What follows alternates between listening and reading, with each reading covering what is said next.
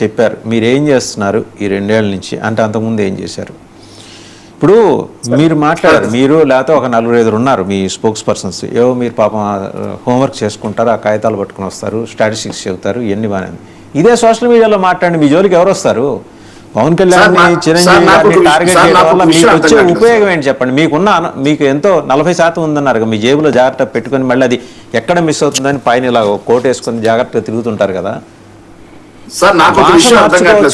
భాష మార్చుకోవచ్చు కదా సార్ నాకు ఇప్పటికీ ఒక విషయం అర్థం కావట్లేదు సార్ అంటే నేను ఫస్ట్ బాబు పాలూరు గారికి సమాధానం చెప్పి మీ దగ్గరకు వస్తాను సార్ వ్యక్తిగత హననం చేస్తుంటే ఎన్నాళ్ళు చూస్తూ ఉండాలి అందుకే పవన్ సార్ ముఖ్యమంత్రి చంద్రబాబు నాయుడు గారు పొద్దున్న లేచినప్పటి నుంచి గొడ్డల పార్టీ బాబాయిని చంపినోడు సైకో ఉన్మాది ఇవన్నీ మాట్లాడుతున్నాడు సార్ మరి అదే తెలుగుదేశం పార్టీ సోషల్ మీడియాలో నారా లోకేష్ దగ్గరుండి జూనియర్ ఆర్టిస్ట్ చేత ఈ ఫోటో చూడండి సార్ జూనియర్ ఆర్టిస్ట్ చేత భారతీ మేడం ని పెట్టి అతను బయటకు వచ్చి ఏం చెప్పాడు బాగా చేస్తున్నావు నువ్వు నాకు డబ్బులు ఇస్తున్నారండి నేను చేస్తున్నా నారా లోకేష్ గారే పొగిడారు బాగా చేస్తున్నారు మీరు అని చెప్పేసి అతనే ఇంటర్వ్యూ ఇచ్చే పరిస్థితి ఆర్గనైజ్డ్ అంటే ఇది కృష్ణాంజనేయులు గారు కూడా గమనించాలి ఆర్గనైజ్డ్ డబ్బులు ఇచ్చంటే ఇది వ్యక్తిగత ఆనందం చేస్తున్నారే మరి జగన్మోహన్ రెడ్డి గారు బయటకు వచ్చి చెప్పు తీసుకొని కొడతా నా కొడకల్లారా అని మాట్లాడితే కామ్గా ఉంటారా సప్త సముద్రాలు దాటిస్తాను ఇన్స్పెక్టర్ని పోలీస్ ఆఫీసర్స్ ని పాయింట్ చేసి చూపించి ఇదిగో గుర్తుపెట్టుకో పేరు కూడా ఏదో మసూన్ రావు అనుకుంటా ఇన్స్పెక్టర్ ని మసూన్ రావు సప్త సముద్రాలు దాటిస్తాను నాకు గుర్తులేదు పేరు ఒకవేళ తప్పైతే మీరు సరి చేయండి మసూన్ రావు ఎవరైతే డాక్టర్ బిఆర్ అంబేద్కర్ రాసినటువంటి భారత రాజ్యాంగాన్ని బిఎన్ఎస్ ని భారత న్యాయస్మృతిని తుంగలో తొక్కి రెడ్ బుక్ రాజ్యాంగం ప్రకారం డ్యూటీ చేస్తున్నారు వాళ్ళ సప్త సముద్రాలు ఉన్నా సరే లాక్కొచ్చి చట్టం ముందు నిలబెట్టడం మాత్రం ఖాయం నోట్ డౌన్ అది కాదండి నాకు అర్థం కాదు రెడ్ బుక్ అంటారు ఎక్కడ అమ్ముతున్నారా కాపీలు ఉన్నాయి అవి ఎక్కడ ఉన్నాయండి మీరు తాప కదా ఒకటి తీసుకొస్తారు ఎక్కడైనా రెడ్ బుక్ కాన్స్టిట్యూషన్ అమ్ముతున్నారా మార్కెట్ లో రెడ్ బుక్ కాన్స్టిట్యూషన్ అమ్ముతున్నారో లేదో బ్యానర్లు వేసిన వాళ్ళు అడగండి సార్ మమ్మల్ని ఎందుకు అడుగుతారు ఫ్లెక్సీ మీరే కదా టాపిక్ రెడ్ బుక్ కాన్స్టిట్యూషన్ గురించి మాట్లాడేది వాళ్ళు అడగాల్సి వచ్చిన టైం అడుగుతా sir 1 minute sir red book లో కొన్ని పేజీలు అయినాయి ఇంకా పేజీలు మిగిలిపోయినాయి అని మాట్లాడినా నారా లోకేష్ అడగండి మైక్ పెట్టి మూతి ముందు రెడ్ బుక్ కి రాజ్యాంగానికి డిఫరెన్స్ తెలియదు మీకు రాజ్యాంగం ఏంటో రెడ్ బుక్ ఏంటో డిఫరెన్స్ తెలియదు మీకు మీకు అంబేద్కర్ గారు భలే గుర్తొచ్చారే అంబేద్కర్ గారు భలే గుర్తొచ్చారే అంబేద్కర్ గారి పేరు నైతిక అర్హత మీకు లేదు గుర్తుపెట్టుకోండి చర్చలోనే ఇలా బుల్డోజ్ చేసుకుంటూ పోతున్నారే మరి బయట ఎట్లా ఉందో పరిస్థితి ఒకసారి ఆలోచన ఒక్క నిమిషం సార్ రెడ్ బుక్ రాజ్యాంగం వచ్చేసింది అని రాష్ట్ర వ్యాప్తంగా ఫ్లెక్సీలు వేసారు చూసిన టీడీపీలో వాళ్ళ మూతి దగ్గర మైక్ పెట్టి అడగండి సార్ మమ్మల్ని కాదు అడగాల్సింది రెడ్ బుక్ రాజ్యాంగం నడుస్తుందా లేదా అని ఒక మాట సార్ కోడికత్తి సీన్ గురించి భలే బాధపడిపోయారు సార్ వీళ్ళిద్దరు ఎన్ఐఏ అనేది ఎవరి పరిధిలో ఉంది నేషనల్ ఇన్వెస్టిగేషన్ ఏజెన్సీ ఎవరి పరిధిలో ఉంది కేంద్ర ప్రభుత్వం ఈ రోజు మీరు కేంద్ర ప్రభుత్వంలో ములాఖాత్ కేసు తేల్చండి అయ్యా పోయి కోర్టుకు వాయిదాలేదంటే సాక్ష్యం చెప్పాలా మీరు ఇన్వెస్టిగేషన్ అయిపోయింది సార్ ఇది పద్ధతి కాదు స్టూడియోలో కూర్చొని ఇది పద్ధతి కాదు నేను స్టూడియోలో కూర్చుంటే నోరు కూడా ఎత్తలేరు ఎవరు ఈ బెదిరింపులకి ఎవరు భయపడలే కానీ నేను చాలా చూసాను కానీ సరిగ్గా మాట్లాడు శేఖర్ రెడ్డి సరిగ్గా మాట్లాడు గారు సరిగ్గా తిప్పడం సరిగ్గా నేర్చుకో సరిగ్గా మాట్లాడు మాట్లాడుకుంటూ వచ్చాము మాట్లాడండి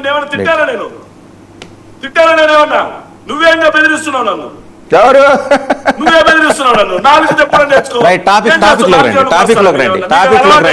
తెలుగుదేశం పార్టీ వాళ్ళకి అలవాట్లే ఇవన్నీ ఒక్క నిమిషం సార్ ఒక్క నిమిషం సార్ ఏదైతే నిన్న జరిగినటువంటి అంశం సార్ నిన్న జరిగిన అంశం మీద ప్రజలకు కూడా తెలియాలి సార్ నిన్న ఏదైతే ముద్రగడ పద్మనాభం గారి అంశం సార్ ముద్రగడ పద్మనాభం గారి ఇంటర్వ్యూ చూసుంటాం సార్ తన కుమార్తె గురించి ఏం మాట్లాడారన్న విషయం సార్ సో తన భార్యకి క్యాన్సర్ ట్రీట్మెంట్ కోసం వెళ్తే 5 నిమిషాలు కూడా దయచేసి పెద్ద ఆయన కుటుంబం గురించి మాట్లాడే అర్హత మీకు లేదు దయచేసి ఆ కుటుంబాన్ని వివాదంలో లాగమాకండి ఆ కుటుంబం గురించి మీకంటే కుటుంబం విలువలు లేవు ఆ కుటుంబం గురించి మాట్లాడే హక్కు మీకు లేదు మీ కుటుంబానికి సంబంధించి మీరు ఎట్లా కొట్టుకోండి. ఆ కుటుంబానికి సంబంధించిన అంతర్గత అంశాలని మీరు ఈ విధంగా మాట్లాడి చనిపోయిన ఆ కుటుంబాన్ని అవమానించమాకండి. మీరు వీలైతే గౌరవించిన వారిని అవమానించమాకండి. అంబటి రాంబాబు నేను చేసిన డ్రామా, నాకు కాపు కులాన్ని మీరు తిట్టినటువంటి తిట్లు, అంబటి రాంబాబు ఏ కాపు కమ్యూనిటీ కోసం అయితే పోరాడాడో ముద్రగడ గారు ఆ కాపు కమ్యూనిటీని అవమానంగా మాట్లాడినట్టు అంబటి రాంబాబు నేను చేసిన డ్రామా. మీరు ఆపుతారా ఆపరా అతన్ని? మీరు ఆపుతారా అతన్ని ఆపరా? ఒక మాట సార్, ముద్రగడ పద్మనాభం గారు భార్య క్యాన్సర్ ట్రీట్మెంట్ కి వెళ్తే ఇంట్లో 5 నిమిషాలు కూడా ఉండి లేదని మాట్లాడింది ఎవరు సార్? మేమా? వైఎస్ఆర్ కాంగ్రెస్ పార్టీ మాట్లాడిందా? ముద్రగడ పద్మనాభం గారు మాట్లాడారా? ముద్రగడ పద్మనాభం గారి గురించి వాళ్ళ కుమార్తె మాట్లాడిన అద్భుతమైన మాటలు సార్. నాడు నేడు వేసుకొని చూద్దాం సార్. సునీత గారు షర్మిల గారు మాట్లాడి కూడా పెట్టండి. మీరు అడిగిన క్వశ్చన్ ఆయన చెప్పేది ఏంటంటే అర్థం కావట్లేదు. సినిమాల్లో ఒక ఆయన ఉంటారు సునిశ్చిత్ అని, రాజకీయాల్లో మీరు పద్మనాభం గారు కొత్త సునిశ్చిత్ లో తయారయ్యారు. సార్ ప్రేమలేఖల పద్మనాభం గారు వాళ్ళ తండ్రిని పట్టుకోండి సార్. ప్రేమలేఖల పద్మనాభం గారు ఆ లెటర్ మీరే రాశారా లేకపోతే ప్యాలెస్ లో మిమ్మల్ని ఒంగోబెట్టి ఎవరైనా రాశారా?